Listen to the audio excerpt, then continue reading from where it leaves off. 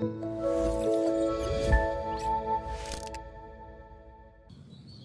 Ibu, dan saudara-saudara yang terkasih di dalam Tuhan Yesus Kristus, selamat pagi, selamat berjumpa kembali dalam sarapan rohani di KPB Jemaat Galang Ninggyang Abian Base pada pagi hari ini, hari Sabtu tanggal 29 April 2023. Sebelum melanjutkan aktivitas kita pada hari ini, mari kita mendasari seluruh kegiatan dan pelayanan kita hari ini dengan bersama-sama membaca dan merenungkan firman Tuhan. Namun sebelumnya mari kita datang kepada Tuhan, mari kita berdoa. Ya Tuhan Allah Bapa kami yang ada di surga, kami menaikkan pujian, syukur dan hormat kepadamu sebab segala kebaikan dan kasih karunia Tuhan bagi kami.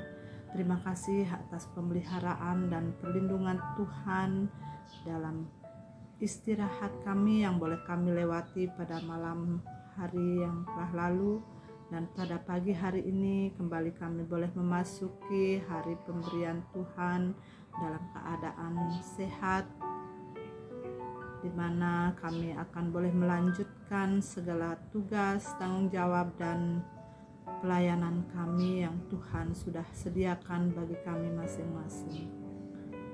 Namun sebelum kami akan memulai segala kegiatan kami mohon urapan kuasa Roh Kudus-Mu di dalam kami akan membaca dan merenungkan akan kebenaran firman-Mu. Biarlah Tuhan yang bekerja, Tuhan yang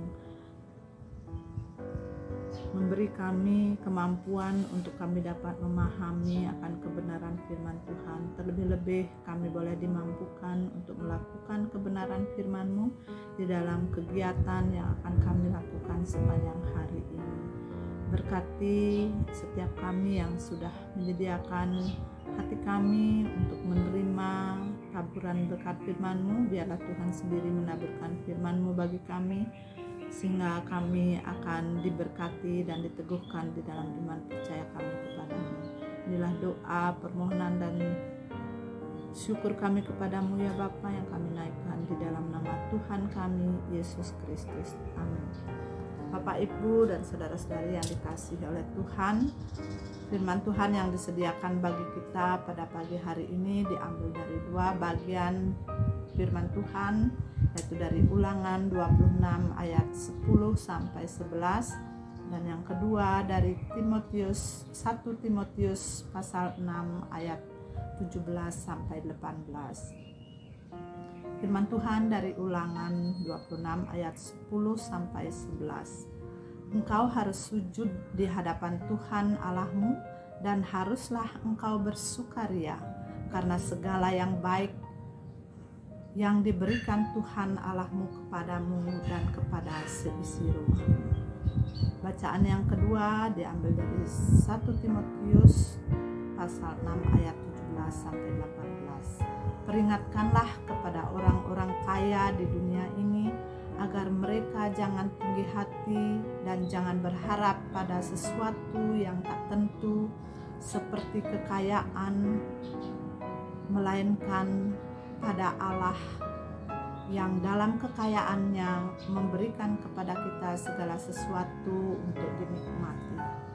Peringatkanlah agar mereka itu berbuat baik, menjadi kaya dalam kebajikan, suka memberi dan berbagi. Renungan firman Tuhan pada pagi hari ini diberikan tema berharaplah kepada Allah, jangan kepada harta. Bapak, Ibu, dan saudara yang dikasihi Tuhan, firman Tuhan pada pagi hari ini merupakan bagian dari surat Rasul Paulus yang ditujukan kepada Timotius, di mana Paulus atas perintah Allah dengan tegas memerintahkan kepada Timotius untuk mengingatkan orang-orang kaya atau orang-orang yang merasa kaya secara duniawi agar jangan tinggi hati dan berharap pada sesuatu yang tidak tentu seperti kekayaan dan harta atau uang, melainkan hanya kepada Allah yang adalah pemilik segala sesuatu yang boleh kita nikmati, termasuk di dalamnya hidup kita ini. Karena segala yang baik berasal dari Tuhan. Ketika kita dipercayakan oleh Tuhan sejumlah kekayaan atau harta di dalam hidup kita, sehingga hidup kita berkecukupan, maka haruslah kita juga berbuat baik, menjadi kaya dalam kebajikan, suka memberi dan berbagi. Kekayaan memiliki potensi besar bagi seseorang untuk melupakan atau mengabaikan Tuhan atau keselamatan yang sejati di dalam hidupnya. Karena kekayaan dapat memberikan rasa nyaman, sekalipun sesungguhnya kenyamanan yang diperoleh dari kekayaan secara duniawi adalah suatu kenyamanan yang bersifat semu. Seringkali orang kaya atau orang yang sudah merasa kaya secara duniawi hidup berkecukupan dan malah berkelimpahan, serta mereka dapat memenuhi segala kebutuhan hidupnya dengan harta yang dia miliki, maka mereka merasa seolah-olah mereka tidak memerlukan orang lain atau sesama mereka dalam kehidupannya. Bahkan mereka merasa tidak perlu lagi berharap atau memohon kepada Allah, karena mereka sudah nyaman dengan kekayaannya. Mereka dapat memenuhi segala keinginan mereka dengan harta yang mereka miliki. Dengan demikian mereka akan terus berusaha mempertahankan harta milik atau kekayaan mereka. Mereka hidup tergantung pada harta dan mereka takut harta atau kekayaan mereka akan berkurang, sehingga mereka menjadi susah untuk memberi dan tidak mau berbagi, tidak pernah merasa puas, dan selalu ingin lebih dan lebih lagi menumpuk harta kekayaan untuk dapat memiliki hidup yang semakin nyaman secara duniawi.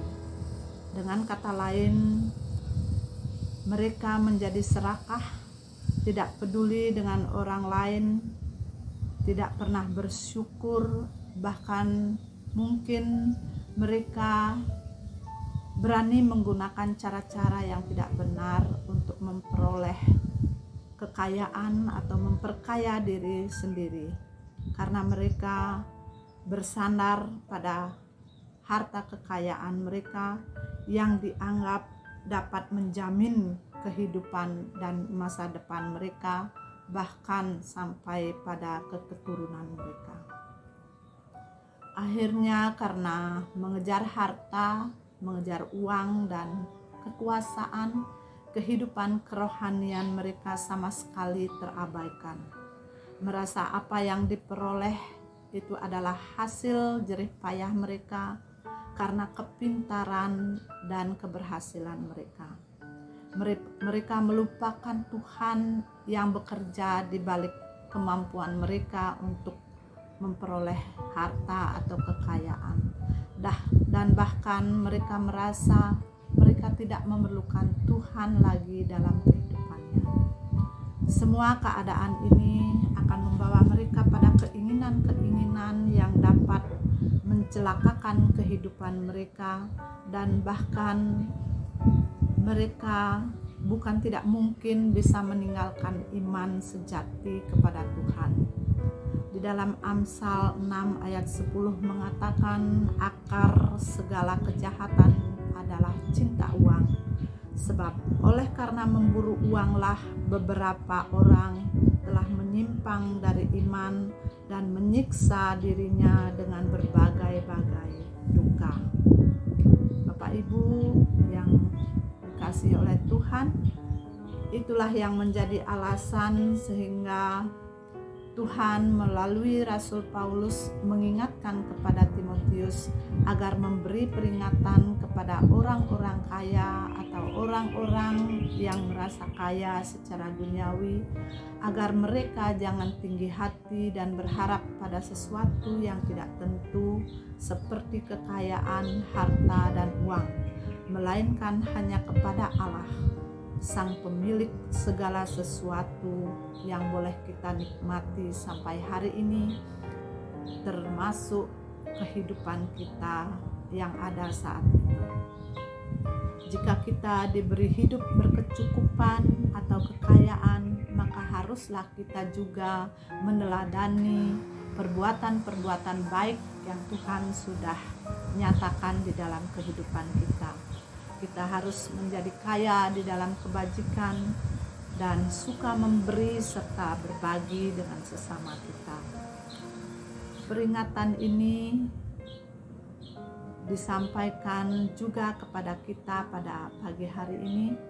Sebagai orang yang percaya kepada Tuhan, kita tidak boleh berpegang atau bertumpu pada kekayaan atau mengandalkan kekayaan sebagai jaminan hidup pribadi maupun keluarga, dan hanya untuk menyenangkan diri sendiri tanpa peduli dengan orang-orang yang ada di sekitar kita yang memerlukan bantuan kita.